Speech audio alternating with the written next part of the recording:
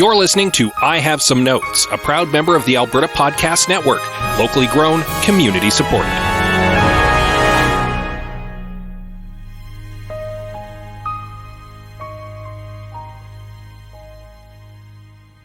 Liam, I've got a movie pitch for you. It's about one-on-one giant robot fights piloted by genetically engineered humans looking to settle global conflicts in a post-nuclear future. Oh, hell yeah, that sounds sick. It's called Robot Jocks. Sorry, what? Robot Jocks with an X to make it sound extreme. I have some notes.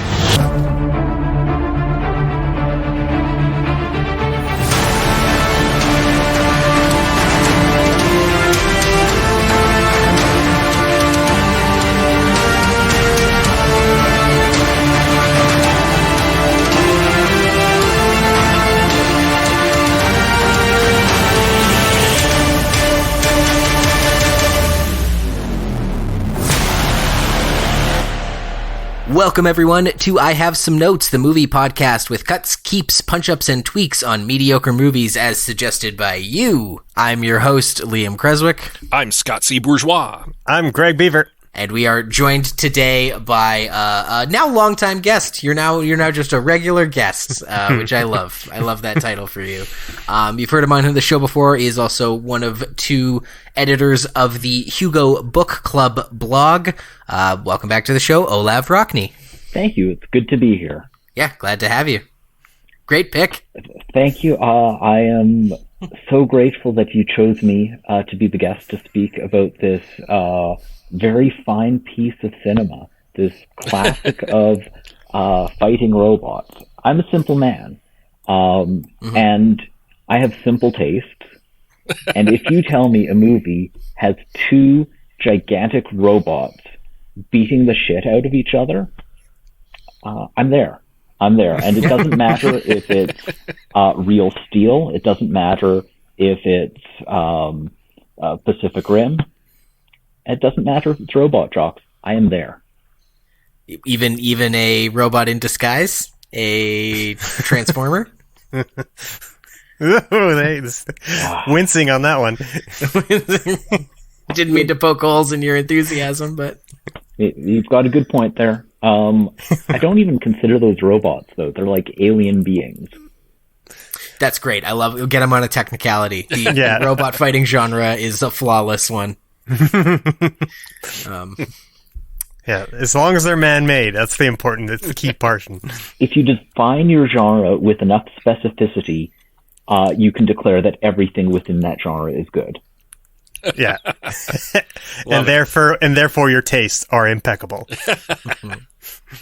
Yeah, this was a fun one. I liked watching this. Off the top though, I just want to talk about where we all watched it, because we were trying to figure out where to find it. We were concerned we weren't going to be able to find this great piece of 90s cinema streaming on any regular service, certainly without having to maybe rent it from somewhere.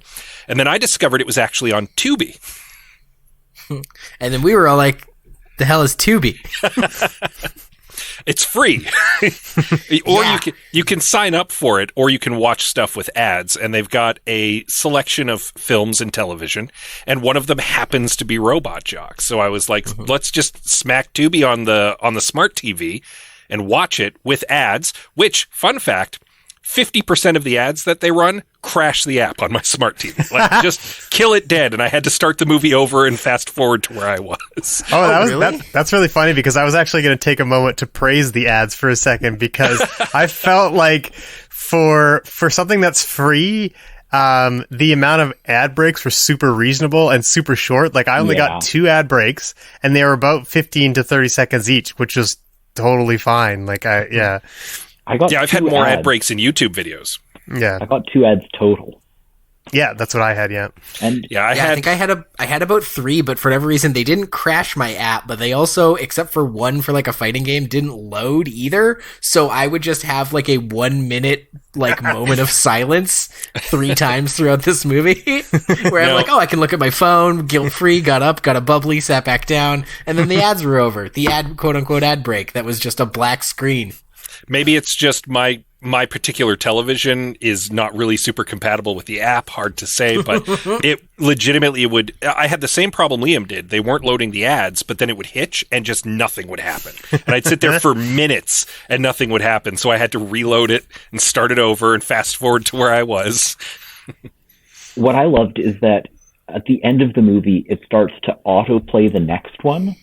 And what came up at random, I think, was Battle Beyond the Stars, which reminded me that that's a movie that actually exists. And I have watched multiple times because my childhood video store had a copy of it.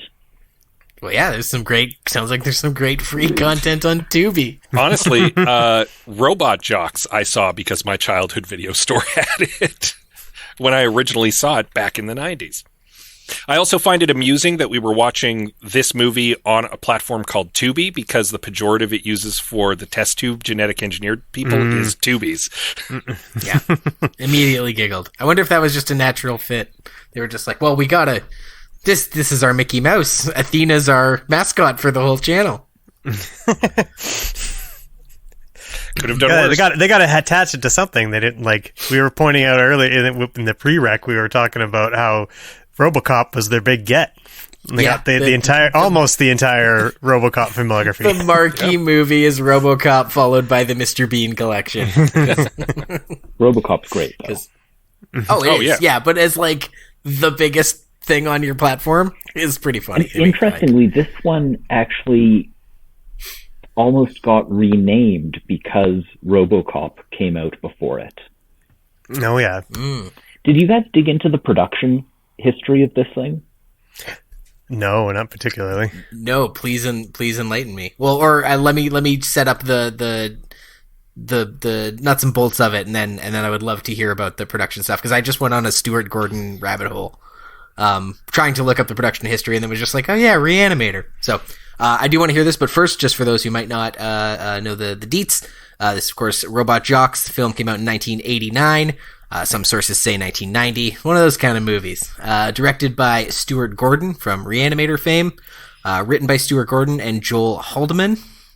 It stars Gary Graham as Achilles, Anne-Marie Johnson as Athena, Paul Koslow as Alexander, Robert Sampson, Danny Kamikona, Hilary Mason, Michael Aldridge, and Jeffrey Combs. Combs? Combs.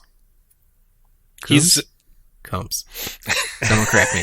I don't know, actually. Okay, cool, good. I've always heard Combs. Yeah. Probably Combs. That's what the word is. I don't know why I said Combs. I like that Stuart Gordon threw Jeffrey Combs a cameo, because obviously they'd worked together previously in Reanimator and other films. And he was just like, Jeff, come on down and put on a crummy hat and shout some stuff with a bunch of angry rabble. And get credited for it. Yeah. There were loads of crummy hats in this movie, and loads of crummy props. Yeah, tell me more about the production history, Olav, because this movie looks like it was shot on a game show set. Oh no, it was the most expensive movie that Empire Features ever made, with I think a total cost exceeding $6 or $7 million, and they filmed in Italy to get value for their money, and like the special effects for the day were actually pretty good for that budget. And the history here is so crazy. And when I looked into it, I'm like, wait a minute, Joe Haldeman wrote this? I know Joe Haldeman. Like, I don't know him well. I think he probably knows my name. We've been at a few parties together. I've chatted with him. We're friends on Facebook. I even actually reached out to him about this podcast when I realized that he'd written the movie, but I didn't hear back from him. As I say, don't know him that well. He's just this super nice guy. He's won the Hugo Award for Best Novel twice, for The Forever War and for Forever Peace, and I think 93 was the second one. But Forever War is this, he fought in Vietnam. He came back and he wrote this science fiction novel about how the world changes when somebody is away at war. So the book is about these soldiers who travel light years to another system to fight, but it takes them a century to get back. So they leave Earth, and then they come back a century later, and everything's different. And then they go back for another tour and come back, and everything's different. It's just this great novel. Now, I actually almost, I was seriously considering picking it for the next novel for my other podcast, because we were looking for a science fiction novel, and that was one that I was seriously looking into. It's legitimately great. And I really like Joe Haldeman, both as a writer and actually as a person. So you look into the history of this one, and Stuart Gordon reached out to Joe Haldeman and said, hey, I'd like to do a stage play adaptation of The Forever War. And Stuart Gordon actually adapted Forever War to the stage. Interesting. And, Joe Haldeman liked it. And so they started talking about doing The Forever War as a movie. And this is the result. Oh, no. Oh, yes. And Haldeman does not like this movie. From every indication I have seen in articles, as I say, I reached out to him, but didn't hear back for this podcast. But when you look on articles, he's like, yeah, they kind of lobotomized the ideas. And actually, at one point, the script was called The Mechanics. And it was still a giant robot fighting movie, but like more grounded and less cliche driven. And I mean, Joe Haldeman, being ex-military himself, knows the military and wanted to write like real soldiers in this kind of circumstance. And Stuart Gordon was like, no, we need to make the lovable hotshot pilot. We need the love interest. We need the cliched Texan. So it's like there was this tension there, and you can still see little bits of Joe Haldeman showing through. And I like to think everything good about this movie comes from Joe Haldeman. That's my rant. There you go. No, I love that. Yeah, because it has some neat ideas, like even the way he's like the kitchen where he like it's like an open concept microwave. And just like the general concept of robot fighting, the control room looks slick. Yeah. Yeah, I was shocked by like how quickly the movie went by. Like it's I think it can't be any more than 90 minutes, right? And like there's not a whole lot to the movie, especially when you consider that two of the subplots don't go anywhere. There's almost nothing. Yeah, there's also a surprising lack of robot fighting in this robot fighting movie. Yeah, that I would give that a pass just because of, the era and the special effects and how expensive they were. Like clearly all the special effects took up like the majority of the budget because the sets are just so stripped bare. There's, I laughed really hard at his hover car. Because they very clearly just like riveted a bunch of like plexiglass onto like some sort of like wood frame and like there's your future car. I think every note that we have for this movie needs to recognize the fact that it's from a specific time and from a very specific budget range. Like, I don't think you can give notes to somebody who can only spend $6 million on a movie and say, you need to spend, $60 million here. In fairness, I don't think there needs to be more robot fights in this movie. I think there just needs to be a better robot fight in this movie. Yeah, and that is the thing with the robot fights. It turns into a space battle at one point. Like, they're flying through space. For reasons. And I'm like, why not just, use that budget to have them punch each other more? Yeah, instead of putting them in space. Or having them turn into a tank for some reason. I was going to say, obviously it's models in all the other ones, but was that footage of a tank with like a hat on? I have no clue. I was watching it. I'm like, I think that's a real tank. I think they got a tank for a day and dressed it like a mech kneeling over and using tire tread shins or calves. Or at the very least, it could have been like a little remote control mini or something like that, right? Oh man, I got some serious like giant monster Power Rangers vibes from a lot of the stuff in this movie. Oh. And so I wouldn't be surprised if it was just like an RC tank that had been dressed up as a robot. I do think that before we start giving notes, we need to give like a rough outline of the fact there's, the hotshot American pilot, the Russian, psychotic pilot. They've got a rivalry for some reason, and the American pilot has this romantic thing going with the clone girl, and there's the boss, the Tubi, the boss who turns out to be a traitor, and this whole plot line about weapons secrets being passed on to the Russians. But like, it does feel like there's both nothing there and also a whole lot of confusion. Like, it's a shaggy dog in some ways.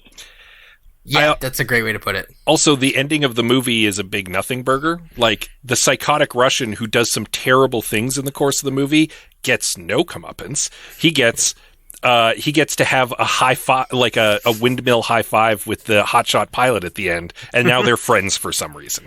Like, and we never see it makes no sense. Him meet up with the Tubi. Like, no, Athena just is gone after that. Yeah, and never referred to again. I like the shaggy dog analogy because it introduces a lot of cool ideas and then just like, okay, bye. Here's a great indication of the writing in this movie. They make a big deal about the secret weapons and how Dr. Matsumoto installed this new secret weapon before he was killed, but he told no one about it. And it turns out to be this weapon that will blind Alexander at a critical moment.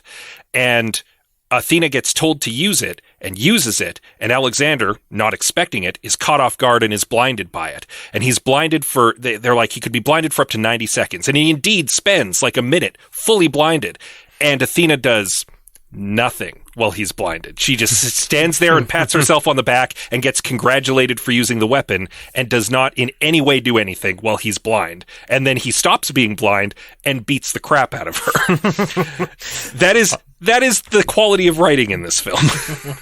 Well, it sounds like we're about to really dive deep into this, so let's start with the trailer and get right into it. It's a new age of combat. Human beings, genetically engineered to be the best fighters in history. Two champions. It isn't over until someone wins. At war with each other. Kill it! I have already killed you. Two invincible men. Let's finish it, Alexander, here now.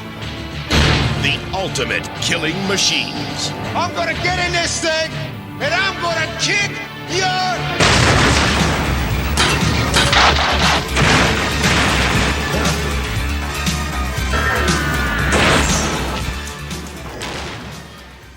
Having witnessed the barbaric cost of war following a nuclear holocaust, mankind has learned to solve their differences in a much more civilized manner. Giant robot gladiator Punch-Out! The world's western and eastern spheres of influence, the market and the Confederation, duke it out for territory in a winner-takes-all robot bout to the finish. Confederation champion Alexander has dealt the market a series of crippling defeats thanks in large part to a mole within the western ranks. Facing a major disadvantage, all hope rests in the hands of Achilles, the market's only undefeated robot jockey. Well, that and a bunch of genetically engineered test tube humans, but don't worry, they don't play any role in the story. After a disastrous accident kills hundreds of spectators, Achilles must find the strength to get back into his robot and rock'em sock'em to a Russian villain. I think that, like, this film introduces some really interesting things and then just does not bother following up on any of it. Who are the judges, and why does everybody trust them? This is a world with two powers, and these judges aren't beholden to either of them. How does that work? How? It's obviously they're Switzerland. I mean, it's probably the same logic that had someone be like, you know what needs to go right next to the giant robot fights? Spectator booths. At least they addressed that. They addressed that the spectators all had to sign a waiver to be there in case I love of that they do it being after, murdered. though. Yeah. I laughed my ass off at that. I earnestly was like, it set the tone for the whole movie for me, where I'm like, okay, we're just falling on the stadium of guys, great. And then later they add the line of, well, they all signed a waiver. They knew what they were getting into. I'm like, you guys came up with that after deciding you were going to crush the spectators. Yeah, someone in the writer room went, we should maybe address this. And the sad thing is how prescient they are about the spectators in this, because every spectator is wearing a face mask. It's like, it's a congregate setting, they're watching a sporting event, they all have to be wearing face masks. Yeah, they never explained the face mask thing. I'm like, is this going to have like weird like COVID undercurrents? Is this going to make me like, is this a pandemic movie? Well, I mean, nope, they just, for some reason, there's scenes where everyone's wearing masks. There was a nuclear exchange at one point, and I kind of buy that they probably need to wear the masks for fallout reasons. Yeah, and just radioactive and then like COVID, something. Only half of them are wearing it then. Yeah. Some of them, like they're healthy, right? Like they don't need to worry about radioactive isotopes. I don't actually know if I have notes so much as I have questions. I have some questions this time. That's totally fair. Yeah, like why did they even introduce the spy plot? Because it doesn't go anywhere. Like, what effect does that have? That does make why did they introduce the Tubi thing? It doesn't go anywhere. No, because the spy thing goes somewhere, kind of, sort of, kind of, not really. Like yes, it's sort of like the impetus for like why they're losing all the matches, but it doesn't change the outcome of the story at all. And right, the thing here is that we have to recognize that there is an undercurrent of social commentary to the Tubies, in that it isn't fully developed, but they set the Tubies up as this underclass, this less respected, othered group, right? Okay, sure, there's also a bit of racism as they casually throw around xenophobic slurs here and there, but the real underclass isn't Asian Americans, it's the Tubies in this world. Yeah. And I almost feel like that is an interesting angle that could have been fully developed. Like, if we want to talk about a heroic journey, it's not the already privileged white hero dude. You start with the underprivileged, disadvantaged person and have them as the center of the movie. You're already ahead of me because I've got changes to the third act of this movie that resolve a lot of these issues. Yeah. It really, leaving the Tubi thing introduced and then completely unexplored, I think is the biggest flaw. The spy thing is just really obvious and easy. Like they telegraph who it is from a mile away. Oh yeah, the first time you're introduced to Tex, you're like, that guy's the spy. Like there's cognitive tests more challenging than figuring out who the spy is in this movie. Like person, woman, man, camera, Tex is the spy. Yeah. Like it makes a pretty huge unforced error in that Achilles has already gone through his decision to fight Alexander by the time Athena chooses to like subvert him and like knock him out and then fight Alexander herself, right? So like there's no reason, like there's no change that he undergoes. Like he's already completed his arc. He didn't want to fight anymore. He completed his 10 fights. He's retired, right? And then like you would think that like the reason that it would get back in is that she tries to fight Alexander and then Alexander defeats her and then it's sort of like a revenge thing or whatever, right? But like that's not what happens, and I think that's why the ending is so unsatisfying. Nothing. Yeah. I'm gonna tiptoe into my changes, but I think that the arc that is missing for Achilles is that this is his passing the torch story. And the arc that's missing for Athena is this is her underdog story. And the arc that's missing for Alexander is that he doesn't get what he wants. He gets defeated by a person he thinks is less than him because she is both a 2B and a woman. Yeah. And that's me getting way ahead of myself into my changes. No, I may have spoiled some stuff, I don't think but it's like that's getting ahead what's of yourself missing. thing. It's just that obvious. Like, it's just you watch this and you're like, wow, you introduce 3 completely reasonable plot lines and then They sort go of nowhere. abandon all of them. It's like it's the equivalent of like watching someone like fall asleep writing, where it just turns into like, like. Maybe this is just a case where the fixes are so obvious that once we get to the second half, we just talk about Spider-Man instead. Oh no, I've got some thoughts for the third act of this movie, and it's so obvious. I've got a killer final fight in mind that I want to walk you through too. Such a simple set of like cliched story beats that I just like sort of wrote them out and was like, oh, just like put that here, put that there, yeah. So, but what did we like about this? Like, what endeared us to this? Because it, like, I had more fun with this than RoboCop 2014 that we did last week. I mean, it's very much like late 80s, early 90s schlock. And if you've heard me talk about my love for Johnny Mnemonic before, you know that that's kind of like, that's my weakness. That's my critical weakness. So I kind of enjoy this. I enjoy this movie in spite of its flaws. And honestly, the robot fights, while sparse, they still look pretty good. Like, they look a little hokey, but for the special effects of the time, they're not bad. Yeah. Oh, yeah. They looked fine. I wanted more of them. Very much so. Yeah. Paul Coslow, though, he's just so fun to watch in this. I'm gonna kill you, Achilles. Like, his like hamming it up and his chewing of scenery is just delightful. Oh yeah, he knows the movie he's in, and he's there to have a good time. Yeah.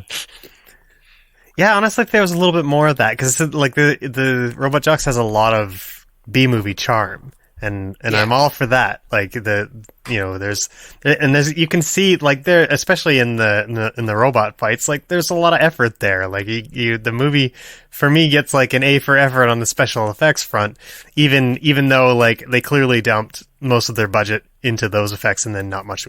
The production design is left wanting for sure. Sets where we barely see them. Like, some of the best sets we barely see. Like, the scenes where they walk by the feet of the robot, and it's like, yeah, I buy that this is a gigantic robot. And then you go to the control room, and it is like bad era Doctor Who quality set. It's so weird how much time they spend on bad sets when they had these great sets elsewhere. The apartment was like the set that was the most amusing to me, because it was clearly just made of like some wood and some paper. The walls are literally paper. And then they just threw some like generic sci-fi looking props in there. Yeah. Like, oh yeah, he's got like a sculpture that lights up for some reason, and we'll put a like a machine in the corner that just like makes beep boops. And it's got one of my favorite sci-fi tropes from the 80s and 90s, which is futuristic pillows, where the pillows are like a shape that nobody would want for a pillow. Like in Star Trek, like in Next Generation, they had these awful triangle pillows, and like those don't look comfortable. And this guy's got just like a long tube, like a couple long tubes for pillows. Like, doesn't look like that would cause some neck problems, I'm sure. I did like the fact that they wrecked up that apartment set, though, eventually. Like, just his remote-controlled car scene. Yeah. That was nifty. Yeah, I mean, like, if it was held together with gum and tape, you might as well destroy it and at least get a good scene out of it. I legit kind of like the costumes in the movie. I think that they're charming. I like the robot flight suits and like Tex's uniform and the commissioner's like suit. Like, they look pretty snazzy. I quite buy that. I like it. I like the fact that they're so unapologetic about it. Like, there's no point where it feels like anybody is unaware of the movie they're in. But they're like, yeah, you came here to see robots fight. We're not going highbrow here. Yeah. Yeah, everybody's acting at like a 10 in this movie. And everyone's Hoover, like Gary Graham, Anne-Marie Johnson, Paul Koslow, Michael Aldridge. Everyone is just sinking their teeth into everything around them as they go through this movie. And it kind of works for it. It kind of works that everything's just a little over the top. Yeah. Can I go back to the wardrobe just for a second? Because I was thinking about the spandex suits that they wear. And those were incredible because they leave nothing to the imagination at all. You can see every contour. They definitely slipped a nude scene in there, so. Oh, yeah. Yeah. That shower scene, that actually made me giggle because they're standing, they're in the locker room, and I think it's Athena talking to Achilles and I don't know if it was Tex or whatever, but they're having a chat, and then she's done, so she moves on to the shower, and the shower is still in the background as they're finishing the scene, and there's already like one dude having a quote unquote shower in there, and she just stops right behind him, and clearly like there's no more room to move on that set, and she doesn't move for the rest of the scene. She just stands right behind this dude awkwardly, and I got a good chuckle out of that. It actually, the shower scene and the implied comfort that people in this future society have around naked bodies reminded me of Starship Troopers, the movie. Yeah. And it's interesting because this came out, 6 years before Starship Troopers, the movie. Yeah.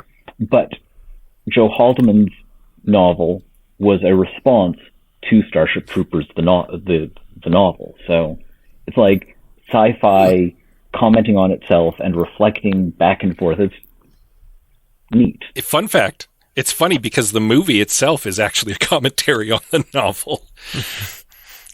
Yeah? The novel is, for those of you who never read the novel is pretty fashy, and the people who made the movie decided to make a movie that was a lot more satirical about that fashiness. You're talking about Starship Troopers. Yeah, Starship Troopers, sorry, yeah. It took me a second. I was like, what? Robot Jocks? Sorry, no, he's talking about Starship Troopers. I may not have been clear on that. I was specifically referring to Starship Troopers. This is, in fact, the only movie that Joe Haldeman was involved in. None of his works have been adapted to the theater, to movie. This is the only script he's done, as far as I can tell.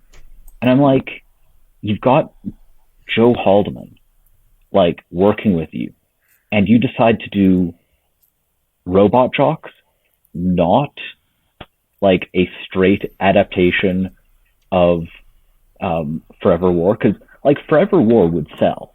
Like, I wonder if it's not in the budget. I wonder if they didn't have the budget to do 2 or 3 different 100-year societies, and they're like, I got 2 giant robots in a paper control room. You know, I know that there's a lot of Hollywood types who listen to our show because obviously they want our insights.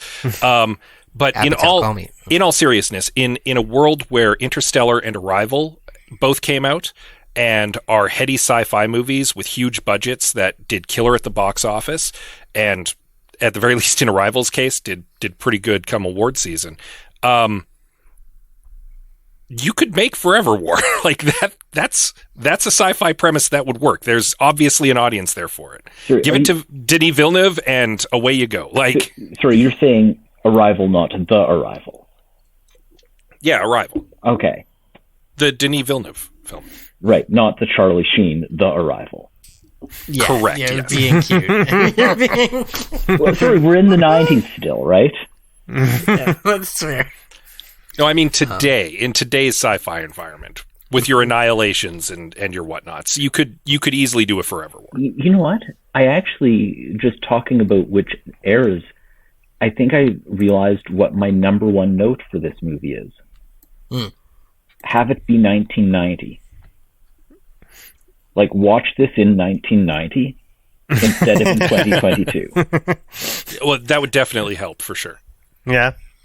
And I don't know. This is my first time with it. I had fun. I was like, yeah, I had a great still got time some with my cachet. 2B experience. I was like, yeah, it had B movie charm. Even 22 years later. Well, let's say we actually get to the meat of this, hear from our friends at the Alberta Podcast Network, and then we have some notes. With Pod Power, our sponsors are making it possible to amplify the voices of Albertans and Alberta podcasters. This episode, the Edmonton Community Foundation is helping us give a Pod Power shout-out to Your Forest. Your Forest is a podcast about the natural world. Hear stories about the environment, renewable resources, conservation, forestry, hunting, fishing, and more. This is a podcast for those who cannot live without the joys and wonders of all things wild. Find Your Forest wherever you get your podcast or at yourforestpodcast.com. That's yourforestpodcast.com.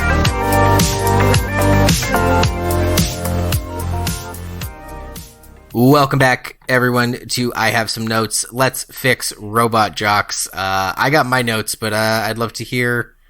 I'd love to hear our... Oh, guess Scott? Scott's raising a hand in the video chat. Great for podcast. No, if you want to go to our guest first, I mean, guest's privilege. Olav, if you have some notes, let's hear them. Or is it just questions, like you said? I mostly have questions.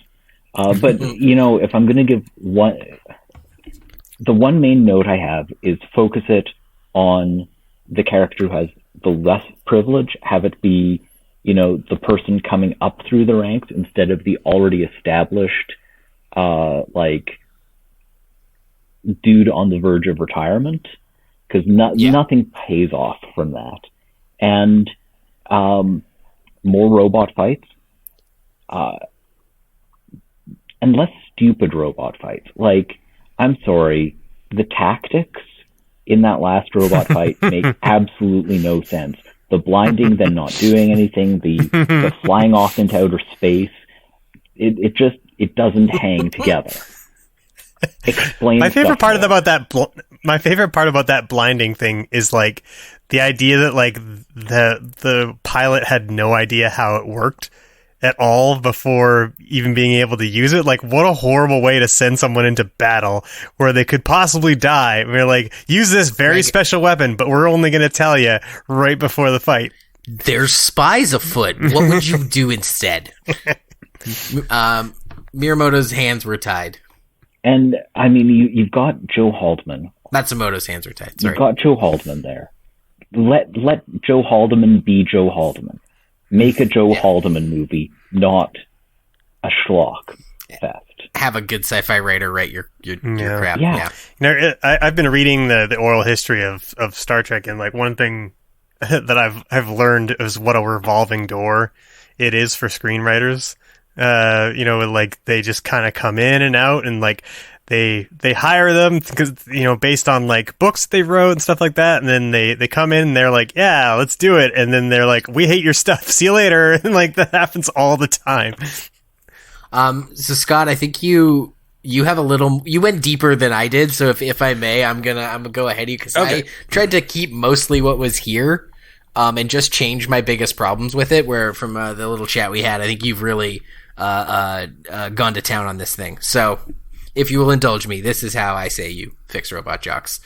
The biggest problems are, like we said, a lack of robot fighting.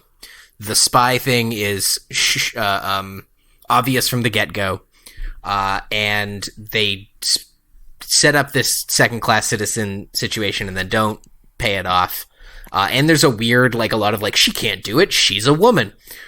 Which is just needless. And I know it's of a time, but it's just come on. Yeah. So, this is in as few beats as possible. I say we first off just lose the woman hate and put it all in on Tubi hate. We hate Tubies. They're no good. We don't trust them. They can't be confided in or trusted. They're no good. These Tubies. Don't trust them. Don't want them. Everything up until the inciting incident stays the same. It was my favorite part of the movie, him falling on the spectators and then just being so precious about it, they're all bleeding and shit. I loved it. So even though it was very silly inciting incident, I think it sets the tone for this movie, and I don't want to see a thing changed with the why he quits because he fell on a bunch of people watching next to a robot battle. We still get the suspicions that there's a spy right after that fight. But We then instead move to having another robot fight that's maybe like for a different territory or slightly lower stakes. And this is where Athena shows her capabilities. They put her in the pilot or in the cockpit. She has a fight with, like, I don't know, another runner, a Russian tubie, right? We see how good she is, but Achilles does have to run in and save her right at the end. She's gonna hurt herself. And this is also his opportunity to, quote unquote, fall in love with her, flimsy as that might be. So we see that she's good at it. We see that she's a good robot jockey, suspiciously good, in fact. And we begin to see suggestions, even like really obvious suggestions, the way this movie obviously suggests its text, that she's the spy. There's the whole line at the beginning about how, like, the Russians are making tubies. We gotta make tubies. Everyone's starting to think that Athena, she's just too good. And there's a spy. We don't trust her, because we don't trust tubies. Maybe the only person going to bat for her is Matsumoto. Achilles quits, like he does in the movie, keep all that the same, and then he returns when they announce that Athena is going to fight, just like he does in the movie. The only change here is he makes it clear to the audience that he's going back because he cares about her, right? Which is, like, implied in the movie, even at the end, but it's not really spelled out. And Tex asserts to all the characters that Achilles is returning because he's got to stop that damn spy. He's deflecting, right? He's pushing away. So now, when it is revealed, pretty much the same way it is in the movie, that Tex is actually the spy, it's actually a twist. It's actually a surprise, because we have been led to believe it's Athena. Dun dun dun, it's Tex. Tex. And that's more or less it. The only other change is right at the end, that final fight. Achilles is fighting, and she has to run out to save him at the end. She gets in, and she finishes the fight. She becomes the hero. He retires. She becomes the new pass the torch hero, and maybe they have a real non-test tube baby kid together. But yeah, in the first fight he has to run out and save her. He almost dies in the last fight. She finishes it. And I guess you cut the thing where she, like, steals their mech from him. That's my fix. I'm iterating on that because you've hit on some of the stuff that I want to do, and you've also done some interesting stuff. Sure. So I don't think you need that extra fight in there. I think that because I don't like that Achilles has to save her at all. I don't think that that's good for her character. I think that's macho nonsense that doesn't need to be here. I think that I do agree that there needs to be prejudice against the tubies, and Alexander needs to be embodying that. But I think that it could be a double whammy that she's also a woman, because there's never been a woman robot jock, there's never been a tubie robot jock, and Alexander is the best of the best. He's won every fight. He wants to bring down Achilles and put the final notch on his belt, like all of the greatest, I've beaten them all. And the idea that he might have to go up against a tubie and a woman? Nonsense. He would never. It's beneath him. So you've got that built in. And then Achilles gets in the draw with him, kills all the spectators, and he's like, I'm out. I've fought my 10 fights. Legally, I don't have to be here anymore. I'm out. And that's when they're like, well, I guess a tubie's going to get a shot, and Athena wins the shot, just the same as in the movie. But in this version, Achilles does still like her, and he's happy for her, and he's seen how much she wants it. And so he is there to back her. And so when we get to that last fight with Alexander, who's being a real jerk about this, like, I was here to go up against Achilles. He's a coward. I'm going to have to go up against this tubie and this woman, and I'm going to beat her so hard that no one puts a tubie or a woman in the pilot seat of a robot again for 1,000 years. Like, that's kind of where he's coming in on this. Like, he is an absolute pig about it. And so Achilles shows up to the fight, not to stop her or to take over for her, but to back her. And when Tex is revealed as the traitor, that gives Achilles the chance to step in as the coach, but actually be a good one. Yeah. And sick. I like this. And this is where the passing of the torch happens, because now he's in her ear and he's giving her the advice and he's giving her the secrets that she was asking for at the beginning of the movie. Like, what makes you so good? What gives you the ability to keep doing this? And this is where he's like, he's giving her the Rocky pitch, like, you got to be able to get back up no matter how many times you get knocked down. The fight, you book like a wrestling match. And I mean this very literally. You have it so that, because you've got a face and you've got a heel. And you've got the heel comes in with all the swagger, completely overconfident, and the face starts out the match with some solid hits. Gets it. It looks like, oh, the face has this. And it gives the heel on the back foot to start. And then the heel has to like dig down and cheat and start fighting real mean against her. And then when she's it looks like she might be down and out. There's Achilles in her ear, like, you got to get back up. She does. It looks like she's going to make a comeback, but then you have the little swerve. He does something that puts her right on her back and cripples the robot. And this is my big finale for this movie. The robot is crippled, and she's like, I can't beat this guy in the robot. He's too good. He's got too much experience. And this is where you have Achilles go, who said you have to beat him with a robot? And she's like, And she does what Achilles does in the movie. She bails on the robot. But in this version, Alexander goes to step on her like he did that guy at the beginning of the movie. And when he squashes the robot cockpit and he lifts up his foot, he sees she's climbed up on the foot.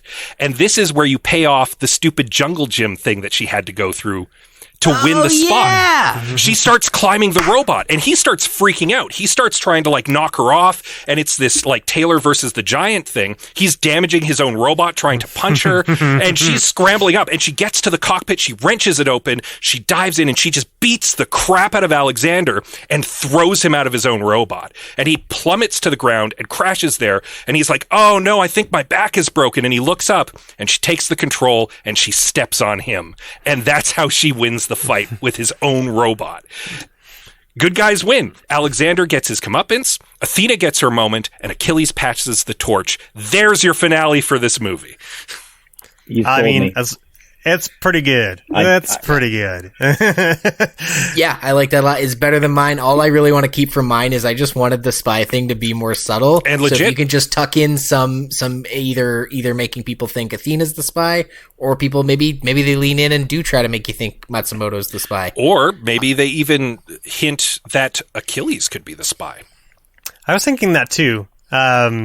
It would be kind of interesting. The other thing I was thinking with Athena, something that might add a little bit more intrigue to the character and maybe a little bit of world building, is that like instead of having the Tubies be like people that are like genetically engineered to be pilots of the robots, have it be more of like a humanity survival tactic. Like they're making like it's so like it. There's one scene in the movie where he visits is it Achilles' brother, I think, or something like that.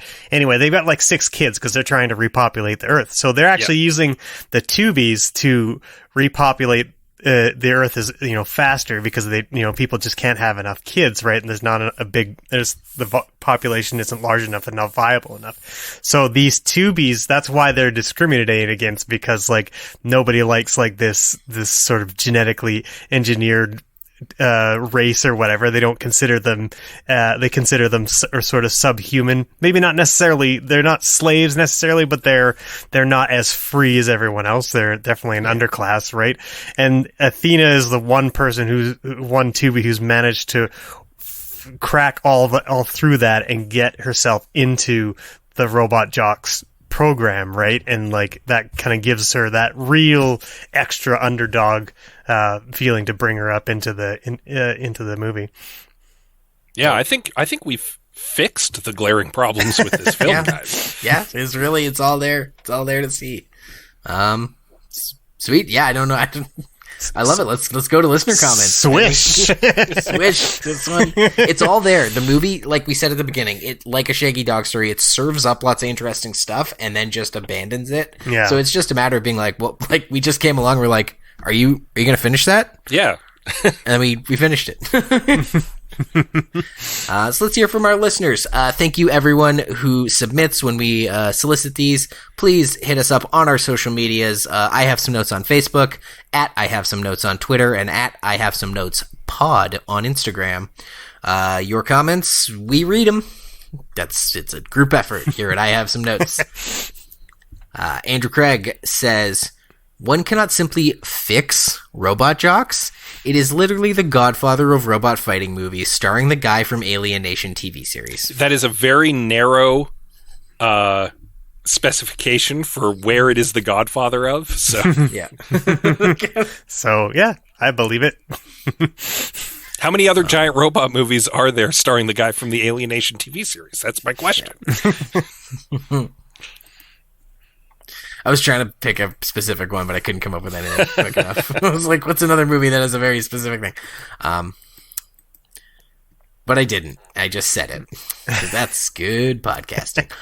Tony comments, Robot Jocks is amazing. Nothing to fix with this. The miniature work was revolutionary of its time. The only problem is the same problem every movie of that period has.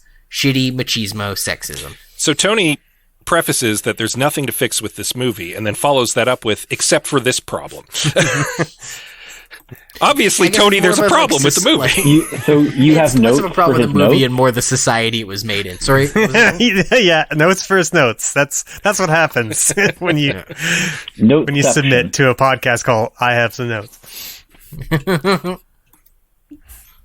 Two Idiots and a Dog say, you don't fix what isn't broken. That movie is an absolutely perfect piece of trash.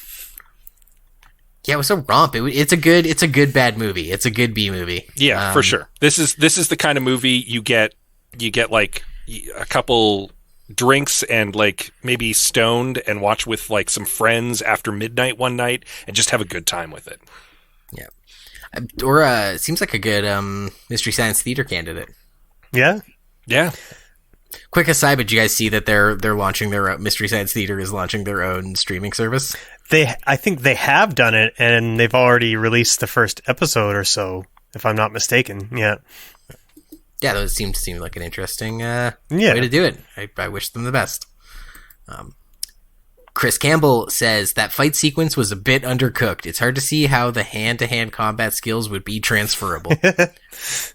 Yeah, this is definitely something that Pacific Rim would improve upon decades later. Yeah. I guess we settled on we don't need more robot fights, but I guess I did still want more robot fighting. Like, those scenes were fairly sparse. Like, they weren't long, drawn-out battles. They were like a few exchanges of blows. That's why I said you need to book it like a wrestling match. Yeah. And I mean, literally, if I was remaking this movie, I would bring in a veteran professional wrestler to help me book out the robot fight. Jeff Martin comments, I need to watch this before it leaves Tubi because it sounds like the exact right kind of stupid for me. Correct. I don't think anything leaves Tubi. I think Tubi is where movies go to die. I think that's actually their slogan. Yeah. How they advertise it. They're kind of like the DVD discount bin of streaming services. Yeah, hey, there's a place for that, though. Yeah. I admittedly, I've watched a bunch of schlocky kung fu movies on Tubi because there's a lot of them on there, and it's fantastic. It's great. I love it. Tack says, Stuart Gordon? Surely he's never made an imperfect movie. Okay. I mean, I was straining very hard because I could recognize his face, but I just could not place where else I've seen him. He seems like one of those guys. Director, but yeah. Oh, Stuart Gordon. Oh, sorry, I thought he was talking about what's his name? Gary Graham. Gary Graham. Isn't Gary Graham on NCIS? Is he? I don't know. I don't watch that kind of stuff. No, me neither. Robin at Cinematological says, add 3 zeros to the budget and call it Pacific Rim. I mean, except that this movie, I said to Greg earlier, this movie is Pacific Rim if you bought it on Wish.com. It doesn't have any giant monsters, though. That's the one thing that it's missing from the formula. Yeah. I would say, though, Robin, if you do that, then you have to fix Pacific Rim, which is... also not a very perfect movie. Which, to be fair, we have. Look at our back catalog. And lastly, Aaron Beaver says, more medieval peasant hats in this giant robot movie. Look, it's a post-apocalyptic future. There's no reason that the proles couldn't all be dressed completely as medieval peasants. I would have bought it. Yeah. You have an upper class who are all in their shiny spacesuits and giant fighting robots, and you have an underclass who are just like wearing burlap. Perfect. Yeah, with COVID masks. So Well, that concludes our episode on Robot Jocks. What a delight. Olav, thank you very much for joining us. Thank you very much for having me, despite my slight bit of COVID fog. Thanks so much for toughing it out. I know it can be tough, so appreciate it. Nope, we love your insights. Glad to have you. Just the fact that you've bumped shoulders with the writer of this. Yeah, that's cool. The kind of same with like when we brought you on for X-Men, and you're like, "Oh yeah, I've contributed to the Marvel Encyclopedia." I'm like, "Of course you have, and of course you know the guy who wrote this movie." So, love to having you. Please check out Olav's work over at the Hugo Book Club Blog, which you can find by googling Hugo Book Club Blog and going to the blog. Those search results yield, or follow him on Twitter at Hugo_book_club. Thank you. Yeah, thanks for joining us, and of course, all of you. You can also, when you're finding Olav, find us wherever it is you're listening to this. Please give us a review, a subscribe, a like, whatever little call to action button is on your preferred podcast platform.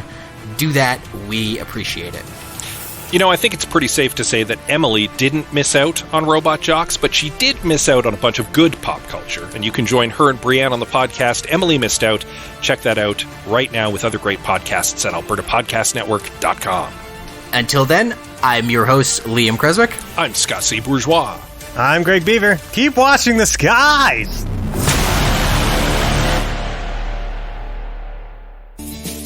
Hi there, I'm Brendan, a certified home inspector with Roomy. Do you have a problem that needs fixing? Whether it's big or small, inside or outside, let me help you find out what's really going on. You can call me by phone, or we can take a look together over video chat. Visit roomy.ca, that's RUMI.ca, and go to Ask a Home Inspector to book your appointment with me today.